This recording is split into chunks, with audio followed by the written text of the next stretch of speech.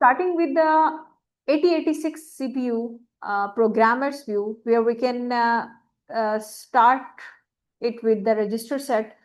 As we have discussed earlier कि हमारे पास register sets होते हैं और हम उन रजिस्टर सेट्स पे काम करते हैं, जैसे कि 8088 है, 86 है, 186 है, 386 and so on. So we have got multiple processor registers which are categorized into the three.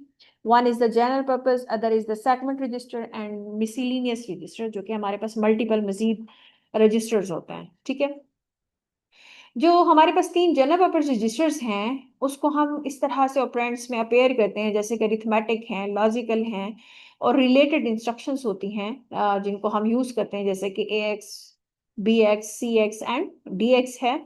ठीक है, ये आपके जनरल रजिस्टर्स में आते हैं. और ये रजिस्टर जो हैं इनको जनरल पर्पस इसलिए कहा जाता है because it's everyone has its own special purpose. So Intel जो है वो यूज करता है जनरल पर्पस लूजली, कि हम इसको जनरल पर्पस कहते हैं.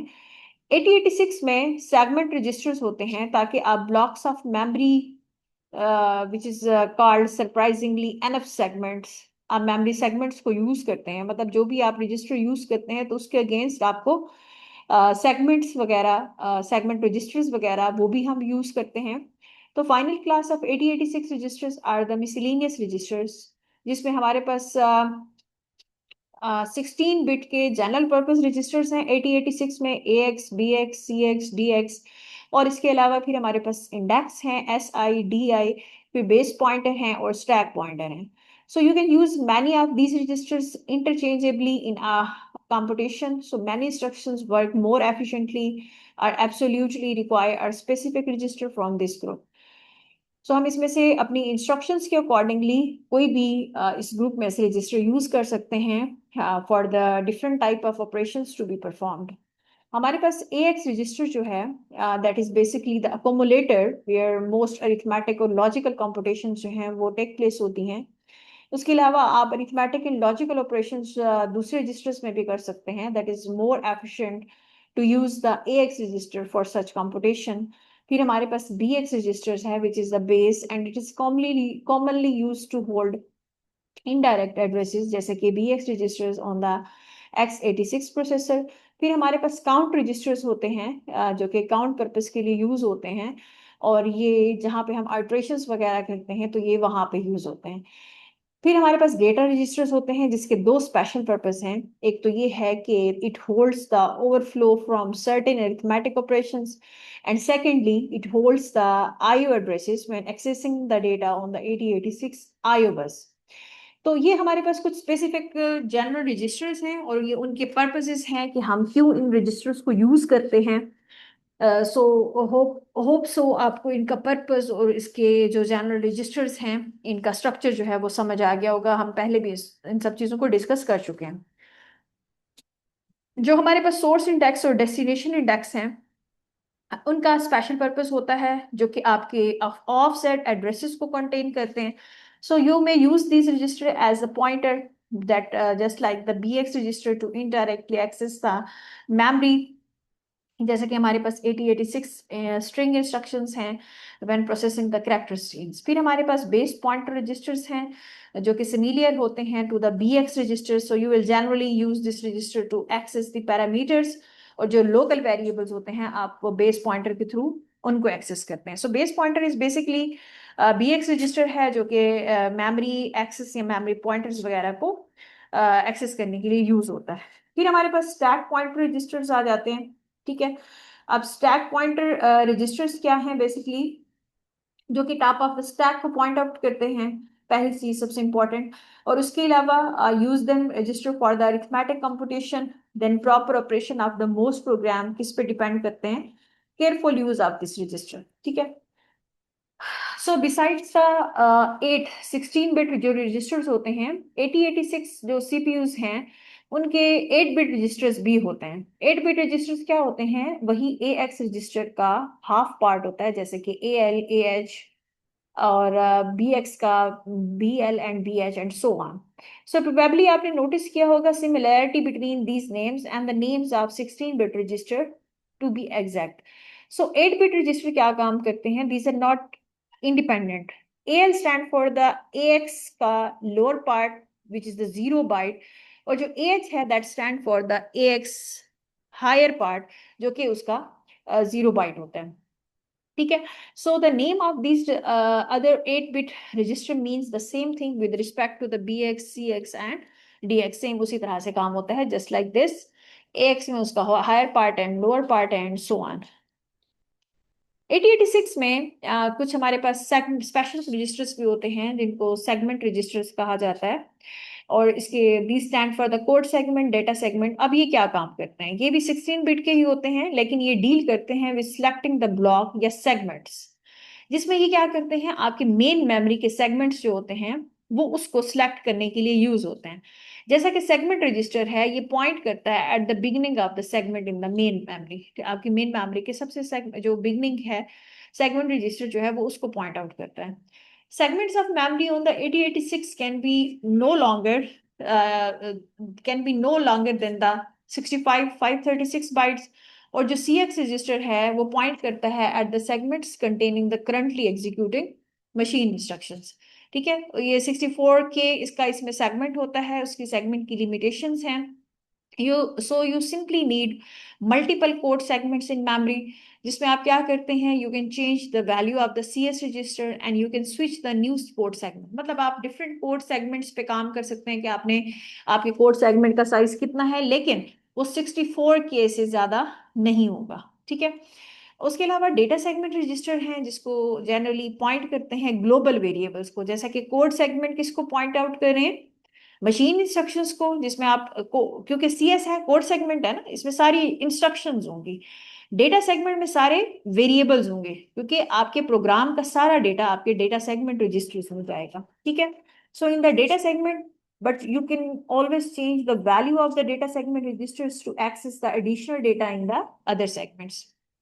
उसके बाद हमारे पास नेक्स्ट है कि एक्स्ट्रा सेगमेंट है, जो कि एग्जैक्टली एक्स्ट्रा सेगमेंट रजिस्टर होता है, जो कि कहाँ पे यूज होता है, segment register to gain access to the segment which is difficult और इम्पॉसिबल टू मॉडिफाई। ठीक है, द अदर सेगमेंट रजिस्टर। फिर स्टैक सेगमेंट होता है। Stack segment, the stack is where the 8086 stores important machine state transfer information, जैसा कि सब routine है, रिटर्न एड्रेस हैं, उसके प्रोसीजर के पैरामीटर्स हैं, उसके लोकल वेरिएबल्स हैं, ये जनरली जो है वो यूज होते हैं।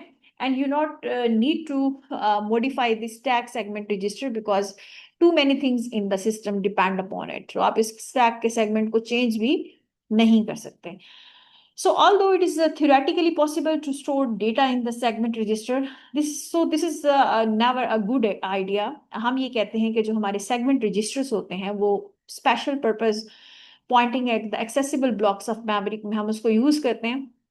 So any attempt to use this register for any other purpose may result in the considerable grief. So especially if you intend to move up a better CPU like 386. सो 8086 के जो special purpose registers हैं उनमें instruction pointer आता है और flag registers हैं। So you do not access this register the same way you access the other 8086 register. Instead आप क्या करते हैं, CPU जो है वो जनरली मैनिपुलेट करता है इन रजिस्टर्स को डायरेक्टली, जैसे कि इंस्ट्रक्शन पॉइंटर है, ये 16 बिट का रजिस्टर है जो कि आपको प्रोवाइड करता है pointer into the current code segment, जो कि 16 बिट का कोड सेगमेंट है जिसमें 65 536 डिफरेंट मेमोरी लोकेशंस होती हैं। फिर हमारे पास फ्लैग रजिस्टर्स आ जाते हैं, जिसमें हमने लास्ट टाइम थोड़ी सी बात की थी कि फ्लैग रजिस्टर्स क्या करते हैं, आपके इलेक्ट्रिक कलेक्शन है, 1 बिट वैल्यू स्टोर करता है। हर एक फ्लैग रजिस्टर 1 बिट की वैल्यू को स्टोर करता है, और हर बिट डिटरमिन करता है आपकी current state of the processor. Although flag register जो है इज जो वो 16 बिट वाइड होते हैं, 86 जो है वो उसको यूज करता है 9 ऑफ दोज बिट्स। तो ऑफ दीज फ्लैग 4 फ्लैग्स है you see all the time, जैसे कि 0 है, कैरी है, साइन है और ओवरफ्लो है। ठीक है, जैसे कि ये हमारे पास सिस्टम यहाँ पे रिप्रेजेंट हो रहा है, डिफरेंट फ्लैग रजिस्टर्स हैं और हर फ्लैग रजिस्टर का एक स्पेसिफिक पर्पस होता है। और इसके साथ हमारे पास कुछ 3 एडिशनल बिट्स भी प्रेजेंट होते हैं 286 फ्लैग रजिस्टर में, जिसमें IO प्रिविलेज लेवल होता है 2 बिट वैल्यू में, और ये स्पेसिफाई करता है 1 of 4 डिफरेंट प्रिविलेजेस लेवल। और इसमें बिट्स जो है वो जनरली कंटेन करते हैं 0 byte operating in the real mode in the 8086। ठीक है, तो इसके अलावा फिर हमारे पास मल्टीपल प्रोसेसेस को भी ये सपोर्ट करता है, फ्लैग रजिस्टर्स को, जैसा कि मशीन का स्टेटस वर्ड ये भी अपने पास कंटेन करेगा, ग्लोबल डिस्क्रिप्टर टेबल रजिस्टर ये भी अपने पास कंटेन करेगा, लोकल डिस्क्रिप्टर टेबल रजिस्टर, मतलब जो आपके डेटा के डिस्क्रिप्टर्स हैं, जो कि बेसिकली डिस्क्रिप्टर्स क्या होते हैं, वो जो आपके डेटा को डिफाइन कर रहे होते हैं, डिस्क्रिप्टर टेबल को, इंटरप्ट की डिस्क्रिप्टर टेबल को और टास्क रजिस्टर को रिप्रेजेंट कर रहा होता है। मोस्ट इम्पॉर्टेंट जो चेंज है जो लेटर ऑन रजिस्टर्स में आया था कि प्रोग्रामर के पॉइंट ऑफ व्यू से 386 वाज इंट्रोड्यूस, 32 बिट का रजिस्टर सेट फिर इंट्रोड्यूस किया गया था, और जिसमें AX BX and so on flag और IP रजिस्टर्स थे, जिनका साइज जो है वो 16 से क्या एक्सटेंड हो गया था 32 बिट। ठीक है, इस वजह से जो है वो हम इसको इम्पॉर्टेंटली कहते थे कि लेटर ऑन प्रोग्रामर्स के पॉइंट ऑफ व्यू से जैसे जैसे प्रोग्रामर की नीड्स चेंज होती गई, उनके इंस्ट्रक्शन का साइज इंक्रीज होता गया, तो 32 बिट के रजिस्टर जो हैं वो इंट्रोड्यूस हो गए।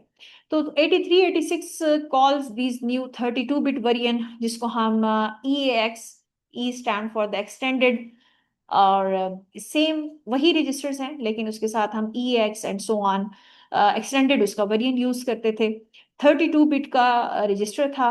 386 मतलब अब हम तो 8086 पे काम कर रहे हैं, तो इसके बाद के जो और प्रोसेसेस की अगर हम बात करें तो वो 8386 जो था वो 32 बिट रजिस्टर्स पे काम करता था, और इसके अलावा वो 2 नए 16 बिट सेगमेंट रजिस्टर्स भी प्रोवाइड कर रहा था, FS एंड GS।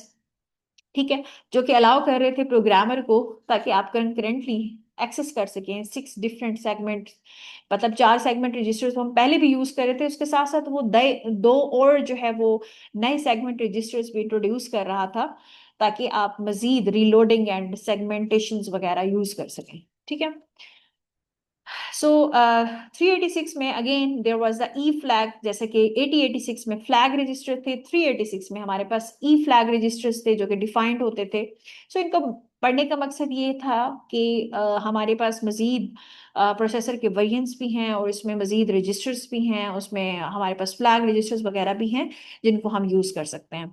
सो ये हमारे पास फिर उसका एक्सटेंडेड वेरिएंट है, उसमें 16 बिट का था, जबकि इसमें हमारे पास 32 बिट का होता है, फ्लैग भी उसके अकॉर्डिंगली फिर चेंज होते रहते हैं।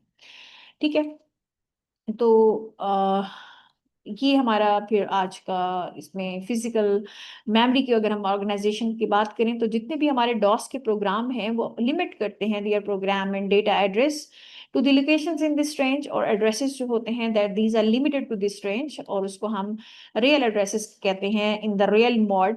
और सेगमेंट जो एड्रेसेस हैं वो दो कंपोनेंट्स को यूज करते हैं। ठीक है, ये उसके साथ सेगमेंट और उसका ऑफसेट होता है। तो सो हमने आज सिर्फ यही देखना था कि हमारे पास मजीद सेगमेंट्स वगैरह, इसके अलावा जैसे ये 32 बिट है तो हमारे पास 64 बिट के भी होते हैं, लेकिन हम अपने इस कोर्स के लिए जो है वो सिर्फ 16 बिट पे ही फोकस करेंगे, क्योंकि हम उन्हीं के इंस्ट्रक्शंस पे ही काम करते हैं। सो नेक्स्ट सेशन में जो है फिर वो हम इनके एड्रेसिंग मोड्स पे बात करेंगे। So I am ending this session for today, और नेक्स्ट सेशन हो सकता है मैं आपको रिकॉर्डिंग करके भेज दूं या जिस तरह से भी, और